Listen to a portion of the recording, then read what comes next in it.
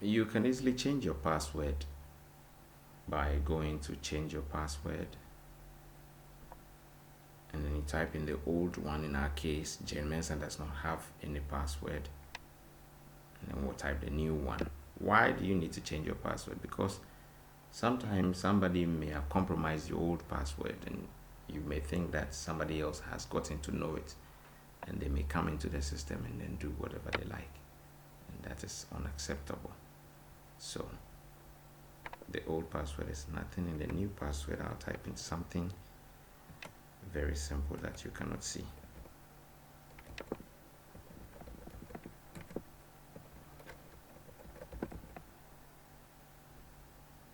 And voila, password has been changed. Now let's try to log in and see whether it works.